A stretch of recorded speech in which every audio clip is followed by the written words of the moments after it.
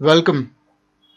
In this video, I'm covering 11 questions in a very easy way so that we can memorize for our exams.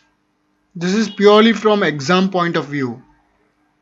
I myself personally understand that it's very difficult to memorize long questions and answers of those for exam when we have to go through almost 4 modules each covering so many chapters.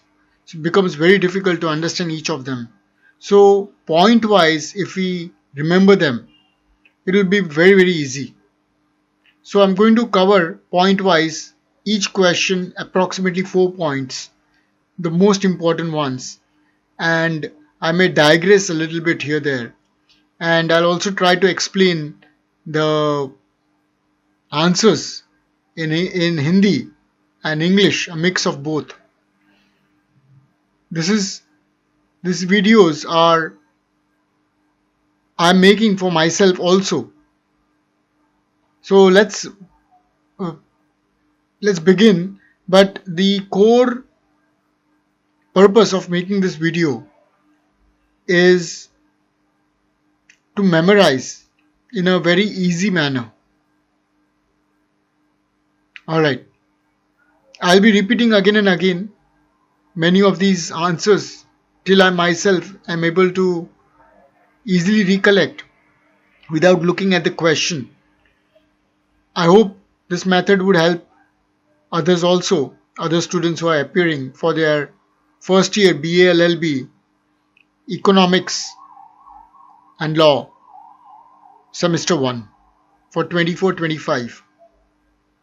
Let's start with the first question.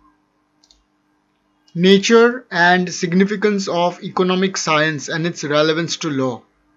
What is the relevance of economics in law? Because we are studying a professional course of law, we need to understand how economics is directly connected or indirectly connected with law. So there are 4 points. Economics studies scarcity. Scarcity means lack, kami. Everything is limited. Resources are limited, but wants are unlimited. So economic science, or rather just economics, studies about scarcity. So economics deals with the allocation of scarce resources, how scarce resources are allocated to satisfy unlimited wants. Human beings have unlimited wants. And how are these wants satisfied is by allocating scarce resources in a judicious manner, in a proper manner, so that unlimited wants can be satisfied with limited scarce resources. So this is what economics deals with. Economics deals with the allocation of scarce resources for satisfying unlimited wants of people. This is crucial for legal decisions regarding resource distribution. Now we know in economics that the resources are scarce but the wants are unlimited. And therefore these limited resources needs to be allocated in a manner which will satisfy everybody's wants, or basically unlimited wants. And therefore legal decisions needs to be made as to how these resources, now what are the resources? These are minerals, these are imports that the country does, these are natural resources, water, agricultural produces, and many more resources which are required for a country, like oil. Oil would include different kinds of petrol, which is very much required for transportation and everything. So the first point is economic studies scarcity. Scarcity is unlimited wants and limited resources, and how legal decisions are made regarding this resource allocation. So this is how law and economics are connected. Let's move on to the second point. Now there are some theories in economics. Okay, they help in formulating laws and policies on taxation, on labor and trade. So economics or economic science helps in framing policies, and these policies are framed by formulating or by enforcing laws and policies on taxation. So the moment laws on taxations are implemented, the economic resources, like for example, if they are importing, if the country is importing luxury goods, the laws, the acts or the taxes would be increased on them. So less of import of luxury goods and more imports of necessary goods or necessity goods can be done, and thereby reducing the balance of payment that the country has to do. So our import bills will be less. So countries' foreign exchange can increase. And this way we can increase our answer, the length of our answer, depending on how many marks it comes for. We have to think in a very natural way, in a common sense manner, as to how economics and law are connected. So just to revise the points again for myself, I would say that the first point is that economic studies scarcity. What is scarcity? Scarcity is the allocation of scarce resources to satisfy unlimited wants of human beings.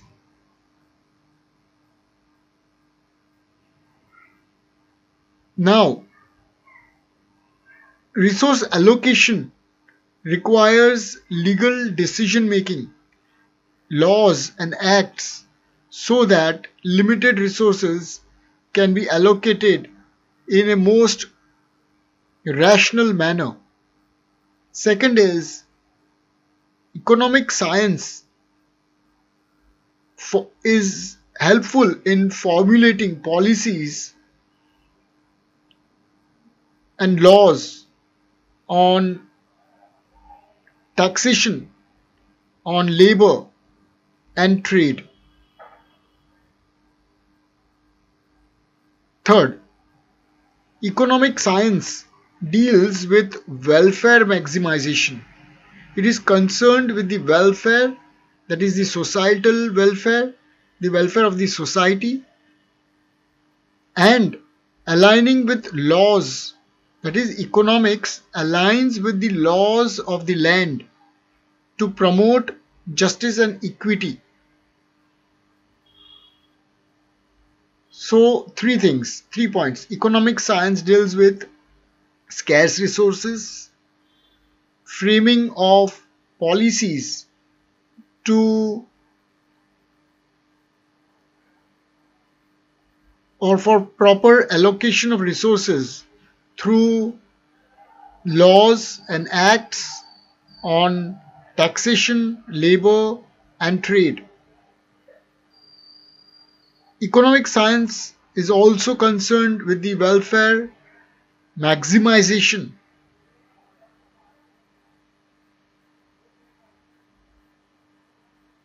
The focus is on societal welfare, that is welfare of the society at large, to promote justice and equity. Equity means or equal distribution of resources.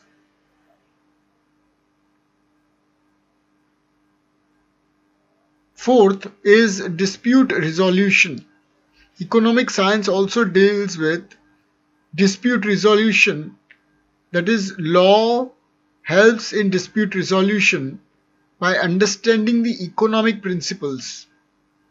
Thus, understanding the economic principles helps in resolving disputes in areas like contracts, property rights, and antitrust issues. We can just remember about contracts and property rights. Understanding economic principles helps in resolving disputes through different acts and laws like Contract Act, property rights, and antitrust acts. So 4 points: study of scarcity, framing policies, welfare maximization, and dispute resolution. Alright, let me recap now for the final time. There are 4 points. Even if we forget these points, we can expand on our own how economics and law are, how economics is relevant to law, or how law is relevant to economics. How are they both connected to each other? First is economics. Economic science basically is concerned with scarcity, studying scarcity. Scarcity is the limited resources, and economic science deals with how these scarce resources are allocated to satisfy unlimited wants.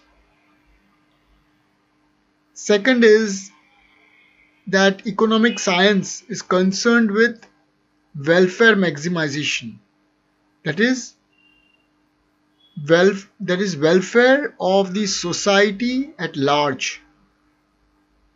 That is done by framing policies and laws for maximum utilization of scarce resources. Third is economic science is concerned with framing policies through acts and laws like on taxation, on labor, and on trade. And economic science is concerned with the scarce resources to be best utilized for common good of the citizens of a country.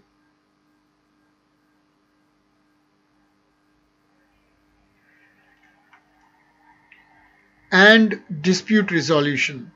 Through law and understanding economic principles, disputes in property rights, in contracts, in torts, in labor laws, and antitrust issues can be resolved. So these are the 4 important points for the nature of economic science and how it is relevant in law or relevant to law. So economic science deals with the scarcity, the policy, welfare maximization, and dispute resolution. Alright, we'll go through this again to memorize it. and also to understand it in an easier manner. Let's go to the second question. Difference between micro and macroeconomics. I took very long time, 15 minutes, just to understand and memorize one question, but that's okay. What is the difference between micro and macroeconomics? So we'll remember it through 4 points. Scope. What is the scope of it? What it focuses on? What is its scale? And what is its objective? SFSO. Alright. Scope. Microeconomics studies individual units, firms, households. Macroeconomics examines the entire economy, that is the GDP, inflation. Alright, so what is the scope? Scope is small here. In the sense that it deals with individual household units and firms, whereas macroeconomics studies the entire economy, whereas microeconomics studies individual units, and it is concerned like, for example, the entire economy examples are GDP and inflation, and individual units examples are firms and households. Microeconomics focuses on demand and supply. Macroeconomic deals with national level issues like unemployment and fiscal policy.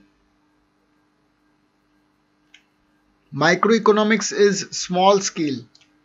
Example, pricing of a product.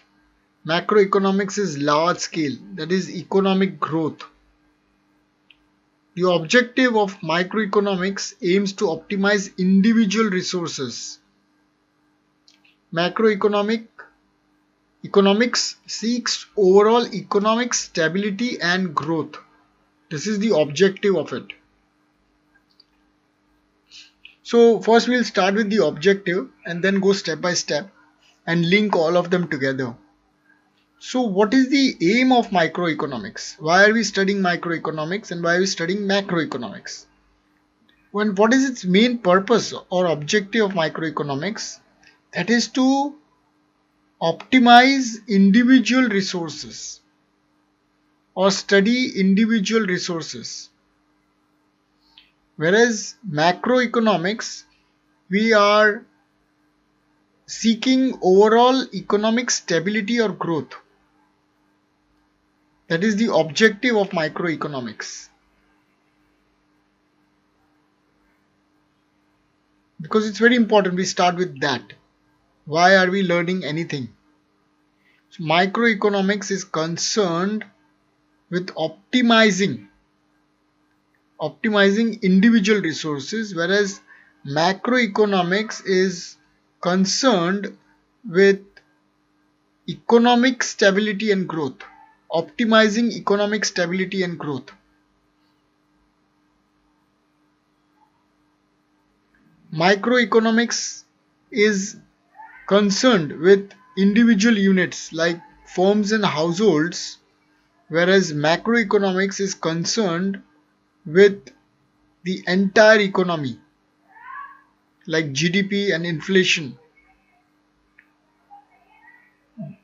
And connecting this with the third one, we say that microeconomics is small scale. That is, example, pricing of a product. It also studies just a pricing of a product. Whereas macroeconomics is large scale.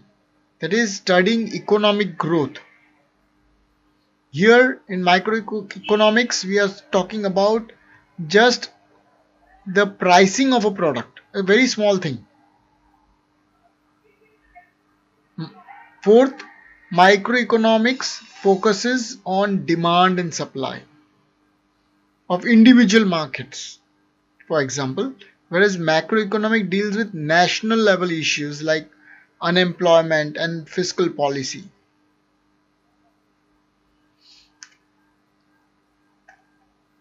Alright, let's try to recollect now.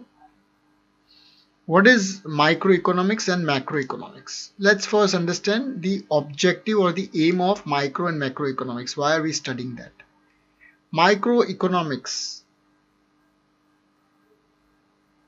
is concerned with optimizing individual resources like individual markets, individual households, individual firms. It is concerned with that. Whereas macroeconomics is concerned with optimizing economic growth. That is the core difference. That is optimization of individual resources or individual units, whereas macroeconomics is concerned with optimizing economic growth or growth of an economy. That is the first one, objective. Accordingly, microeconomics, when it is concerned with optimizing individual resources, then it deals with individual units like households and firms, whereas macroeconomics deals with the entire economy. For example, GDP, inflation, unemployment, and so on. Microeconomics is small scale. That is, for example, it studies product pricing. That is, pricing of a single product. Whereas macroeconomics is large scale. For example, studying unemployment in an economy. Continuing from there,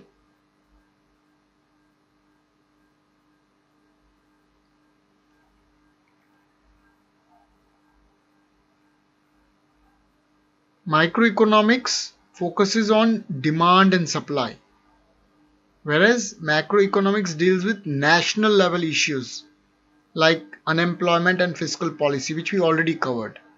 Okay, so we are done with the four of them.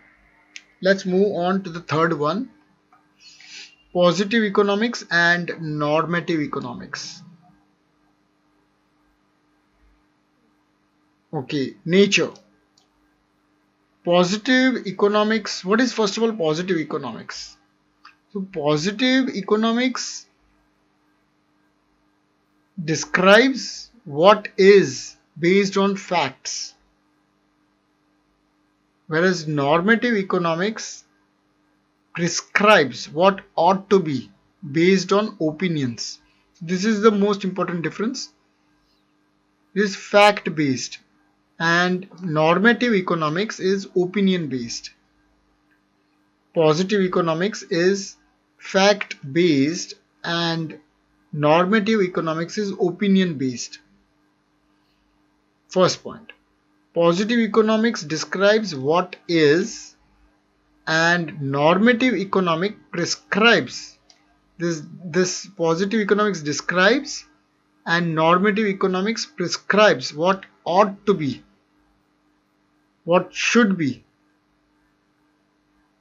No, not what should, what ought to be. Okay. Second is basis. Positive economics is objective and testable. Why is it objective? Because it is fact based. That is, example they given, higher taxes reduces spending. This is fact.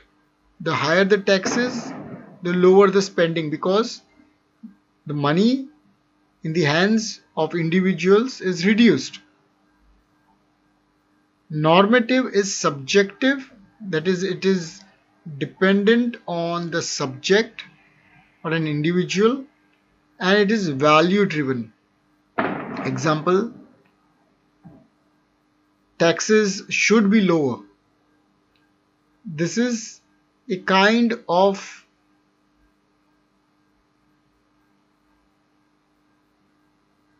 wish. It could be a wish that yes, taxes should be lower. So We covered 2 points. What is my positive economics and normative economics? Positive economics is fact based, normative economics is opinion based. Positive economics states, describes what is, whereas normative economics prescribes what ought to be. Positive economics is objective and normative economics is subjective. Examples of positive economics is higher taxes lead to lower spending, whereas example of normative economics is tax rates should be lowered. Okay, where are they both applied now? Positive is used in analysis and prediction because there are facts, there is data, so it can be analyzed and predictions can be made. Normative is used to guide policy making and ethical debates. Very important. Why and where positive and normative economics is used?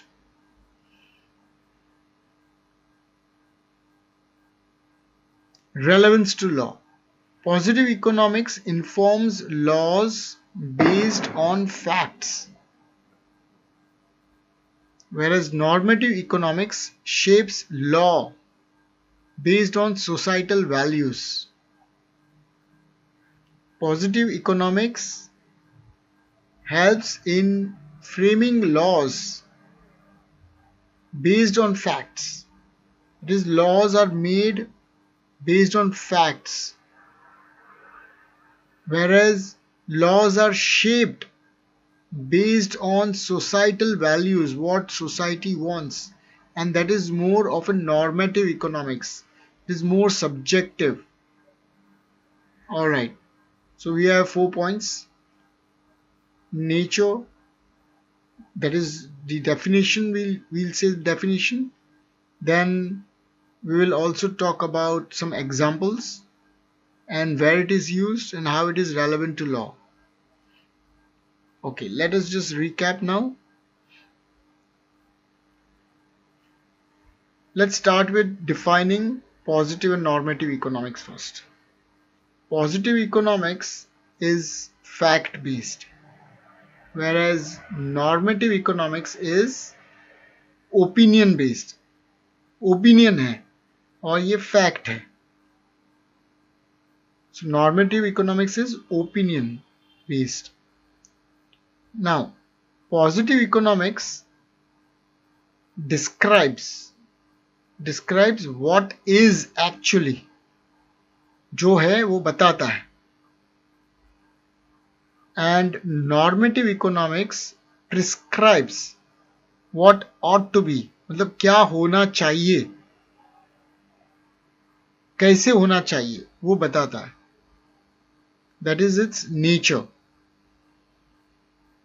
Second is, because it is fact based, it is objective. That is, positive economics is objective,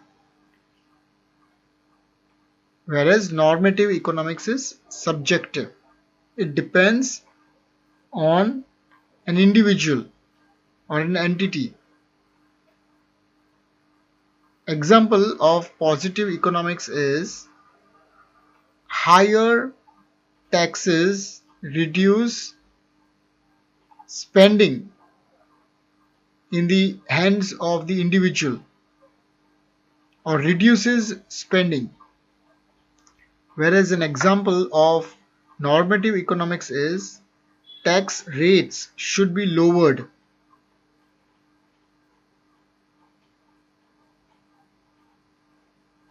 How is normative and positive and normative economics relevant to law?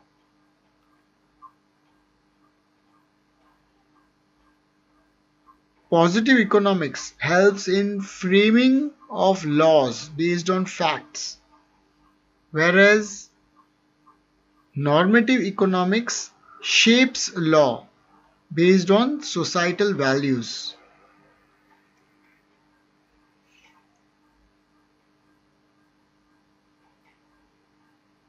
Positive economics is used in analysis and predictions. This is what I'd forgotten. So it is because it is data based, we can immediately connect it with analysis and prediction. And normative economics guides policy making and ethical debates. So only policy making is important in framing policies. Alright, let's move on to the fourth one. Law of demand. We'll define first, then what is demand curve, what are the assumptions, very important, and what are the exceptions. So these four will be very easy to remember. So demand decreases as the price increases and vice versa. This is its simple definition. Law of demand states that everything else other factors remaining constant and other factors remaining constant, as the price increases the demand decreases. Price बढ़ेगा तो demand, एक product का demand नीचे घटेगा, कम होगा, पर उसके लिए बाकी सारी चीजें कांस्टेंट होनी चाहिए. फॉर एग्जांपल इंडिविजुअल का income, number of buyers, number of sellers in the market, और बाकी बहुत सारी चीजें, taste, demand and so on. Demand नहीं, टेस्ट है, वेदर, क्लाइमेट, सीजनल चेंजेस है, और भी सारे फैक्टर्स हैं जो हम बाद में पढ़ेंगे. Will learn about this. So as the other factors remaining constant, as the price increases the demand decreases and vice versa. ये इसका definition है. This is the definition of law of demand. So law of demand states that other factors remaining constant,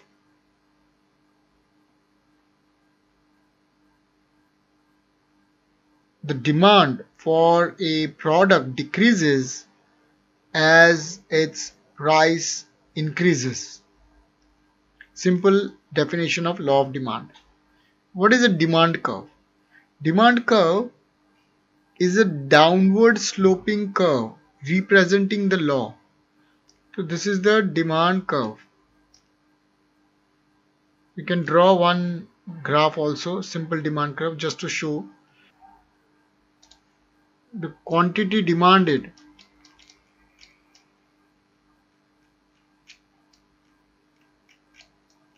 demand, and this should be the price. So as the price increases the demand decreases. They also give a straight line, not just a curve.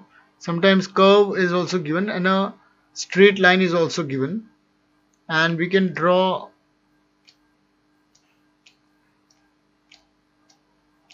just to see it more clearly.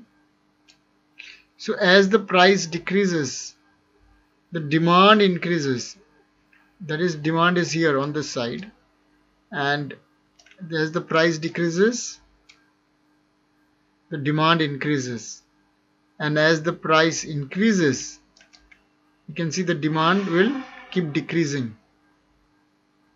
For this price the demand is here, for this price the demand is here, there is more demand, and as the price is going down the demand is increasing. So it has a inverse relationship. As the price goes up the demand falls or demand reduces. So this is a downward sloping curve. Downward sloping curve. It is also shown like this. It becomes more easier to plot. and we have to write here demand curve.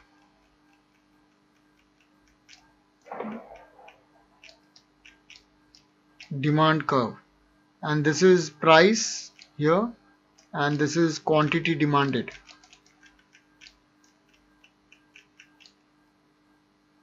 On this side, so it's all same, almost same, both can be used.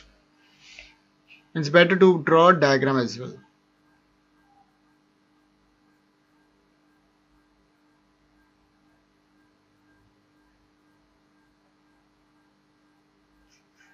Alright, so first is the definition.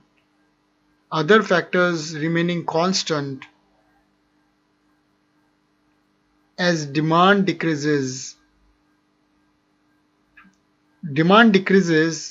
as price increases, and vice versa. However way you want to remember it, the definition is simple. As the price increases, demand falls, other factors remaining constant. Second is about the slope, the curve, the demand curve. So the demand curve is a downward sloping curve representing the law. Third is the relationship between the price and the demand is of inverse relationship. There is an inverse relationship between the demand for a product and its price. What are certain assumptions and exceptions? So they both can be, the moment you remember assumptions, exceptions will also be there. So ceteris paribus, other factors constant, which we have already written here, which we can remember again for the third point. Other factors remaining constant. So that is known as ceteris paribus. What are the other factors that we are talking? What are the assumptions we are taking is that these factors will not change, like income of the individual will not change, taste and preferences will not change, population will not change. See, if a person's income has increased or is increasing, then the demand will not fall. So for example, if the price is increasing but the income is also increasing along with it, so normally the demand should fall if the price increases, but if the income is also increasing, then the demand may not decrease, but it may not increase, but it will not decrease also. So then the law will not hold. The law of demand will not hold. Law of demand holds only because of the assumption that other factors remain constant, and these other factors are income. Now, if the price increases, but a particular customers like that product, so that their taste for that product, they like that product, so then the demand will not drop. It may reduce a little bit, but it will not go down. Similarly, if more people come in the market, then the demand may not fall because other people may buy that product even if the price is going up. So these are some of the assumptions. Now, what are the exceptions to this law of demand? These are giffen goods, Veblen goods, and emergencies where the law may not apply. In case of emergency, if somebody, even if the price increases, they will still demand that product. Giffen goods are inferior quality goods. For example, rice,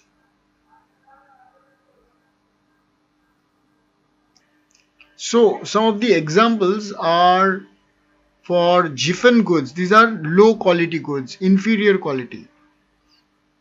These are necessity goods like rice, potatoes, wheat, milk, and so on, which are daily required. These are giffen goods. And Veblen goods are high quality goods or luxury goods like designer jewelry or designer clothes or cars, expensive cars. and so on. And emergencies, of course, if some medicines are required, then they will be bought regardless of the price going up.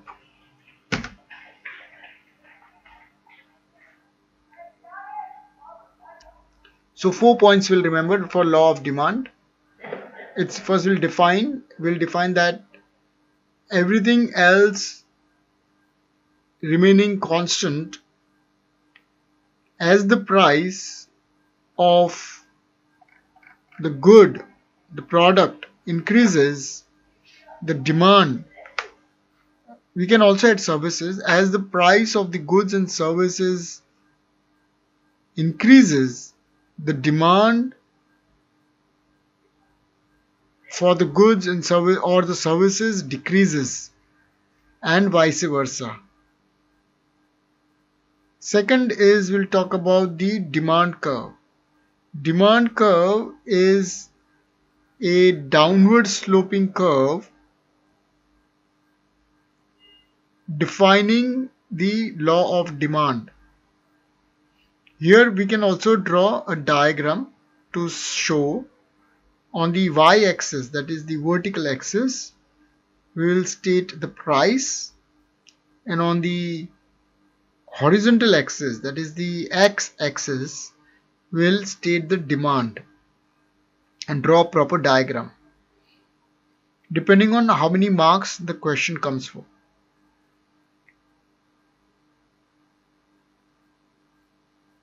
Third is assumptions. There are certain assumptions that we had taken, and then there are certain exceptions. What assumptions we have taken is the word is ceteris paribus, CETERIUS PARIBUS. You have to check the spelling again. Ceteris paribus. That is that which what it means, other things remaining constant. Like, for example, income of the consumers, the taste and preferences of the consumers, the population, the number of buyers and sellers, they all have to remain constant. So these are the assumptions for the law of demand to work.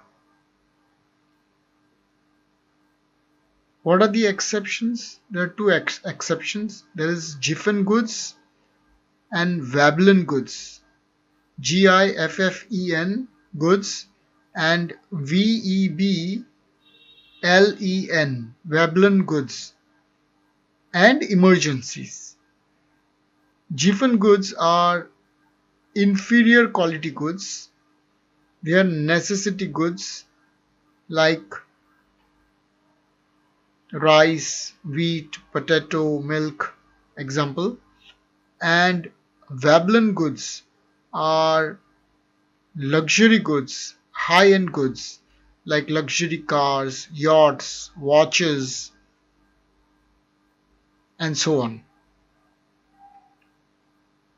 So 4 points for law of demand. Now let's go to the elasticity of demand. Definition. Basically, demand, we stated that assuming other things remaining constant, if the price increases, the demand falls. That is inverse relationship. Here we are talking about elasticity of demand. So what does it do? So it measures the responsiveness. This is a keyword. Responsive. How responsive or how elastic.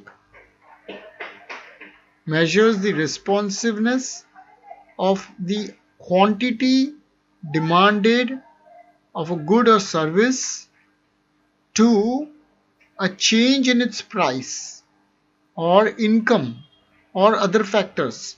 So here it is considering all the factors that can affect the demand or the quantity demanded of a goods or service, of a good or service. So the keyword, as I said, is responsiveness. So let's recap this definition. What is elasticity of demand? Elasticity of demand measures the responsiveness of quantity demanded of goods and services to its change in price and other factors like income, taste and preferences, population, etc. So this we can connect it with the previous question, that is law of demand, and take it from there only. So in this it is measuring the responsiveness or the elasticity to the quantity of goods and services demanded to its change in to the change in its price, income, level of the consumer, or other factors like seasonality and taste and preferences and so on. Now there are different types of elasticity. That is, one is price elasticity, means change in price. Income elasticity means change in income. And cross elasticity, change in price of related goods. So for elasticity of demand, we can state its type also. So we can state three types: price elasticity, income elasticity, and cross elasticity.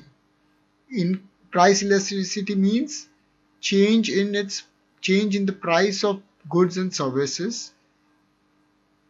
Income elasticity means change in the income of the consumer, and cross elasticity means change in the price of the substitute or related goods. Okay. What are the degrees of the elasticity of demand? How much it moves? That is elastic, inelastic, unitary elastic, perfectly elastic, and perfectly inelastic. So we can remember elastic, inelastic, and unitary and perfectly elastic. 4 is enough. Alright. Importance. Helps in pricing decisions, taxation policies, and revenue estimation. Helps in pricing decision, taxation policies, and revenue estimation. So 4 points. First we define, then we state what are the different types of elasticity of demand, then how much it moves, that is degree, its degrees, and its importance. Alright, let's recap now. We are talking about elasticity of demand.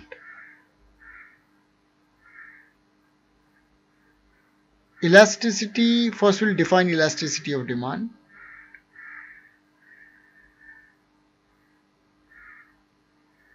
Elasticity of demand refers to the responsiveness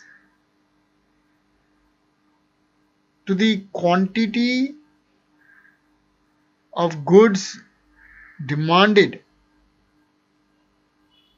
to change in its price and other factors like income, taste and preferences, seasonality,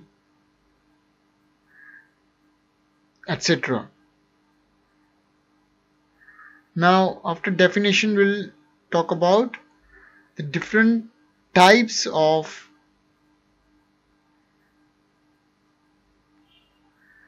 elasticity of demand. What are the different types of elasticity of demand? They are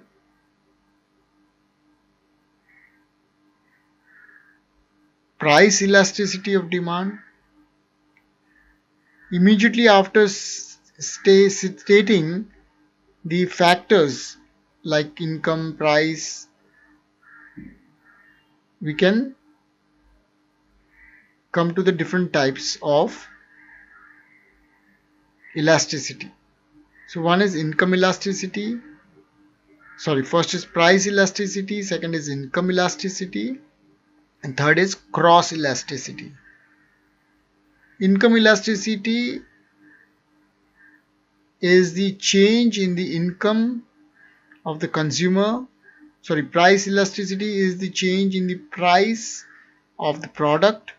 Income elasticity is the change in the income of the consumers, and cross elasticity is the change in its related goods, change in the price of the related goods. Once we state about the types, then we talk about the degrees, how much it moves, how elastic it is. So there are different types of degrees. One is elastic, inelastic, unitary,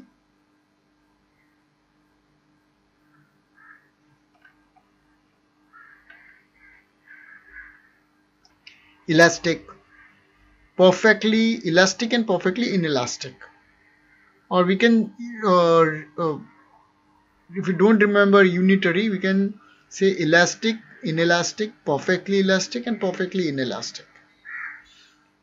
And what is its importance? It helps in deciding price levels of a product or good, taxation, and revenue estimation. Okay, next let's move on to the law of supply. Definition. This is also very similar to the law of demand. Law of just like law of demand stated, other things remaining constant, here too it's the same thing. Other factors remaining constant, as the price increases, the supply increases. In the law of demand, as the price increased, the demand decreased or reduced. But here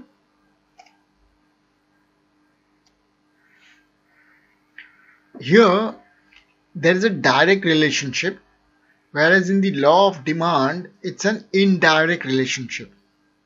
So let's start with the definition of law of supply.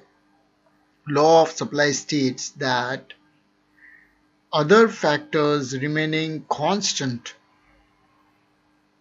as the price of goods and services increases, the supply, the quantity supplied also increases, and vice versa. That is, we can extend it. Instead of saying vice versa, we can add more. And as the price of the goods and services decreases, the supply also decreases or reduces. And in the bracket we can write direct relationship. Similarly, for as in law of demand, we say what type of supply. Here there we say demand curve, here we say supply curve. Now this is upward sloping curve representing the law. So the diagram would be on a similar line. We can draw a straight line, that would be much better. This is for law of supply. We have to draw right here, law of supply. No, sorry, we have to write supply curve, because this is a curve. This is actually a line. We can write supply line or supply curve. Better to draw a slight curve like this, moving forward up. Okay, so here we can see that here again it will be the price on the y-axis. Arrow can be drawn here, and this will be quantity supplied.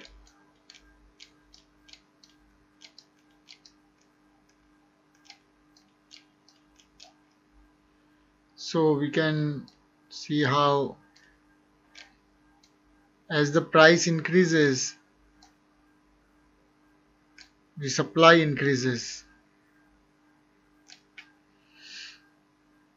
So we can write 1, 2, 3. You can check online how the supply curve and demand curve looks like, and draw a diagram like this. So it becomes easier. And quantity demanded, say 10, 20, 30, 40. So at price of 1, say 1 rupee, 10 chocolates are demanded. Price of 2, sorry, not demanded, supplied. At 1 only 10 chocolates were supplied, but as the price increased to 2, 20 were supplied. 20 what? 20 trucks, 20 tons, so it could be anything. So at price as the price increased to 2 rupees, more chocolates were supplied. At 3, 30 tons of chocolates were supplied, and so on. So this shows the law of supply. This is the upward sloping curve representing the law. Now here too there are some assumptions and exceptions. Again, ceteris paribus. So let's remember the spelling. Ceteris, C-E-T-E-R-I-S, ceteris paribus, P-A-R-I-B-U-S, which means assumption is that there is no change in production cost, technology, or market condition. So three things: production cost, the cost of producing the goods is not changing, the technology is not changing, the market conditions are not changing. What are the exceptions? Agricultural product.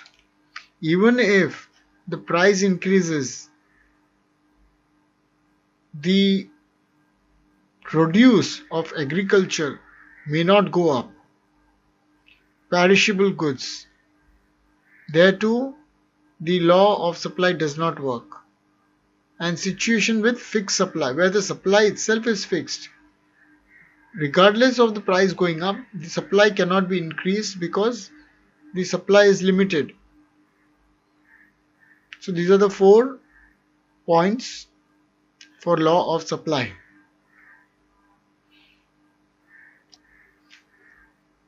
So let's recap the 4 points. First we'll talk about the definition, that it is a direct relationship. Then we'll state that law of supply states that other factors remaining constant, if the price of a good or service increases, the supply also increases. Second, we'll talk about the supply curve itself. We'll also talk about that the relationship between the price and the quantity supplied is direct. There's a direct relationship between the price and the quantity supplied. Third we'll talk about is the supply curve. Supply curve is an upward sloping curve representing the law of supply, and then we'll draw the diagram with an upward sloping curve and price on the y-axis and quantity supplied on the x-axis. Third, we'll talk about assumptions, and fourth, we'll talk about exceptions. Now, assumptions are ceteris paribus, CETERIS, paribus, PARIBUS. Ceteris paribus is the assumption that is other factors remaining constant. These factors are no change in technology,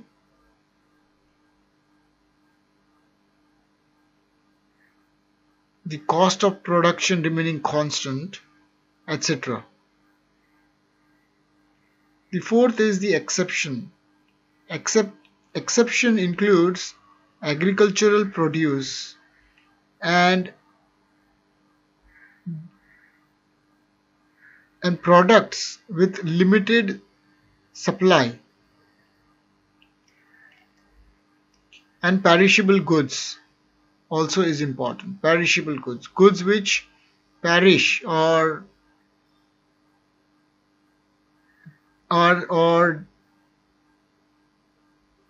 damaged easily, or whose shelf life is very less, like milk, eggs, meat, poultry, and so on. All of these are even vegetables are perishable goods.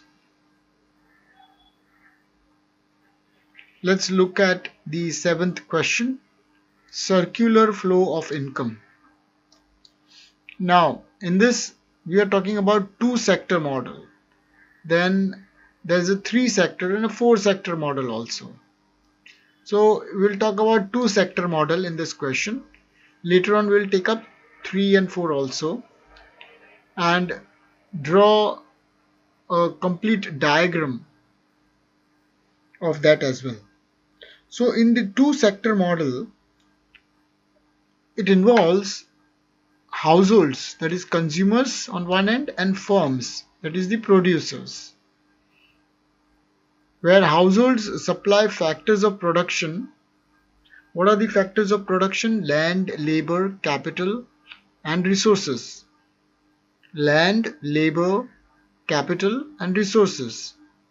These are supplied by the households to the firms or producers, and firms provide goods and services to the household.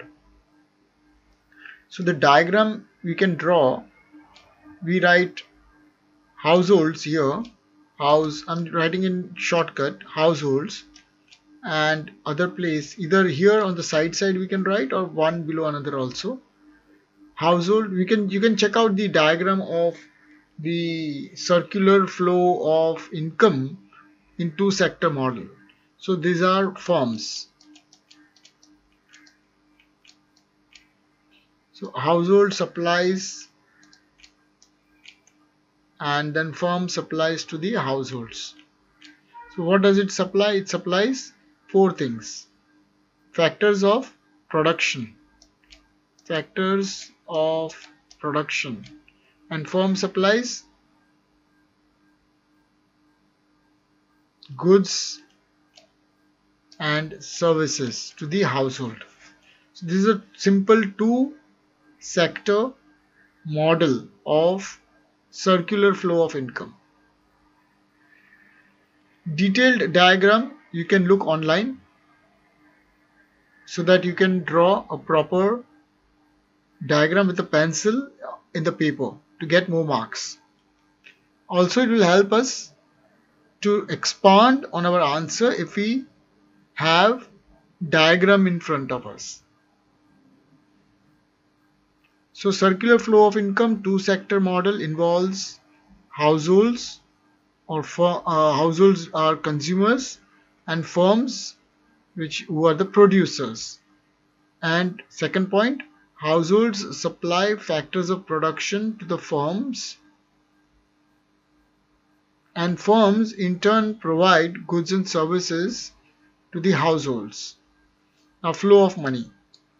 Money flows from firms to households as wages, rent, and profit, and back to firms, and the money flows from household to the firms in by way of consumption. That is, it pays for the production or produces of the firm, because the household provides the factor of production, which is land. So for land, the firm pays wages. So this is land. So for the land, the firm will give rent. Labor. For labor which is supplied by the household to the firm will pay wages. And land, labor, capital. For capital, it has to pay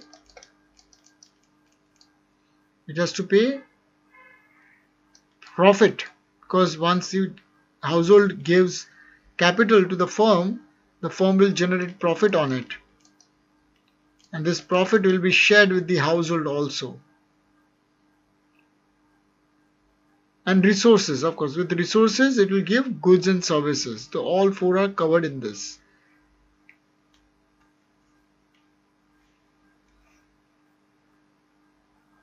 So there is a circular flow of income. How the income flows.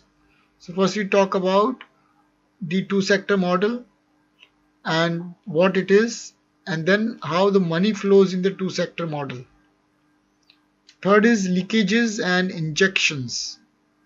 Now leakages means why the household will not supply, in what ways the supply will reduce. So that is leakages. So that leakages can happen if there are savings by the household. So if they are saving, then they will not give it to the firm. If there are taxes imposed by the government, then the household's income will reduce, and therefore what the firm will receive will also go down. And if there are imports directly from outside by the household, then they will not give it, because they are already receiving it from, because this chain will break. So they are receiving it from outside. So these are leakages in the two-sector model. Now, investment, these are injections. Injections means where the activity between the two-sector model will increase is by way of investments. If the households will start investing more, or if the government spends more, the income of the household will increase, and in turn the factors of production that will be given to the firm will increase. This is how you can understand and increase the length of your answer or decrease the length of your answer depending on the amount of marks. And exports are injections. Exports, that is, firms will export more, and that because the demand for the household is already fulfilled. So whatever rest is there, it will export more.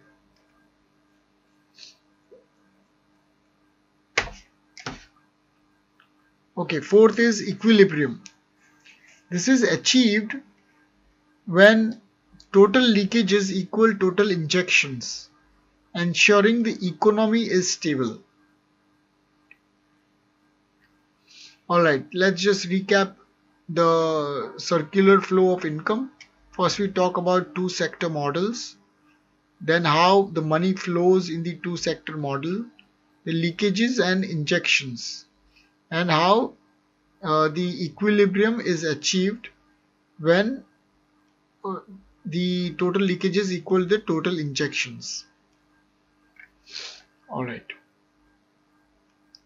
Features of perfect competition.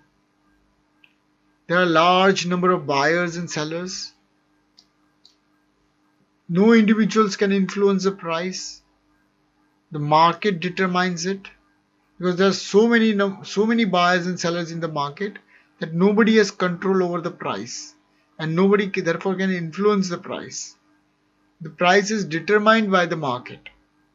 Homogeneous product. All products are identical, ensuring no brand loyalty or differentiation. That is, most products in the perfect competition market, they are identical or similar, and therefore consumers don't switch loyalty or brand loyalty, or they don't differentiate between products.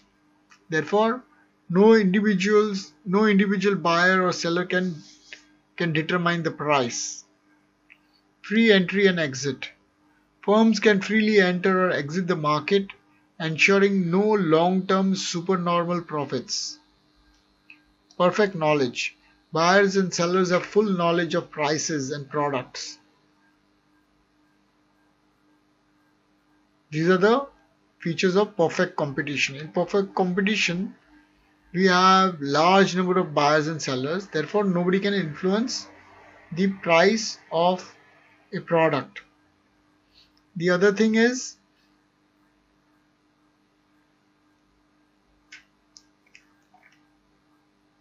their products are identical. All goods are identical, ensuring no brand loyalty or differentiation. There's a free entry and exit. Firms can freely enter or exit the market, ensuring no long-term supernormal profit.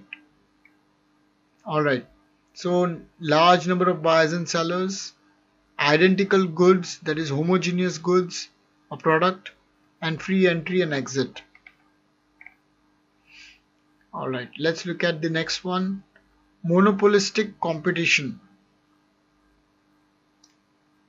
Monopolistic competition. Product differentiation. Here in this, firms sell similar but not identical products. Products are similar but not identical, allowing for branding and variation. There are many sellers in monopolistic competition. We are not talking about monopoly. In monopoly, there is a single seller. In monopolistic competition, there are many sellers. Numerous firms compete, but each has some market power due to differentiation. Free entry and exit. Here too there is a free entry and exit. New firms can enter the market, reducing long-term abnormal profits. Non-price competition. Monopolistic competition, there is no price competition. Firms compete through advertising, quality and design rather than just price. So the price is not the sole criteria for competition in monopolistic competition. Okay. So here the most important is that there are many sellers, but each has some market power due to the product differentiation.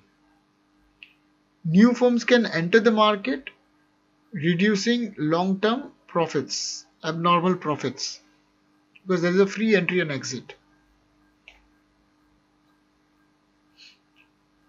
The price is not the only sole criteria. Here, the firms compete not based on price but through advertising, quality and design.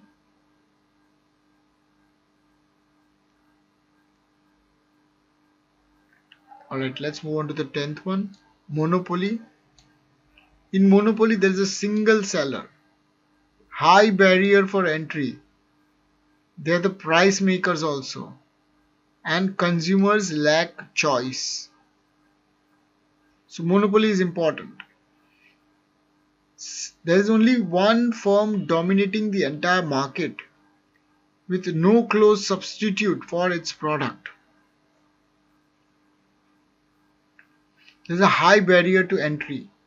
Legal, technical or financial resources based barriers prevent other firms from entering. This monopoly firm, has significant control over the price as there are no competitors.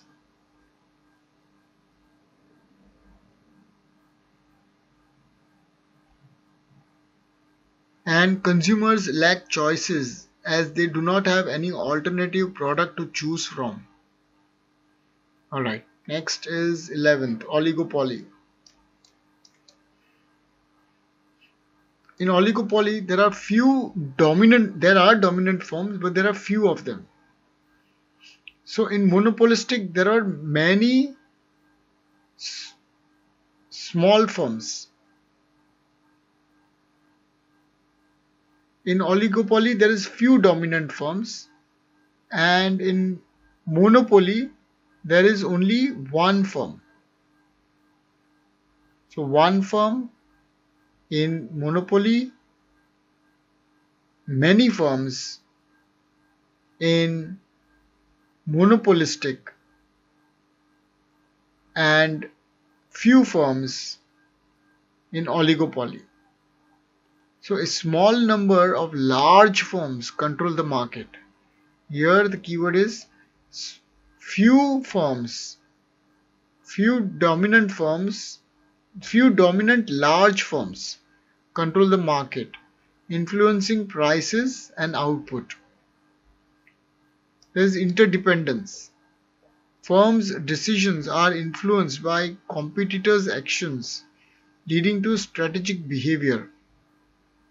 There is a barriers to entry, high costs, economies of scale, or legal restrictions limit new firms. Fourth, non-price competition. Firms focus on branding, advertising, and product quality rather than price wars. So the main core difference between oligopoly, monopoly, monopolistic competition, and perfect competition, we can create a distinguishing chart and memorize all of these points. So the key common points between all of them is the buyers and sellers, is the type of product, and entry and exit. With this, I close this video. I hope this video will help you. Do consider sharing the link with your friends, and subscribe if you haven't. Thank you so much. Best of luck for your exams.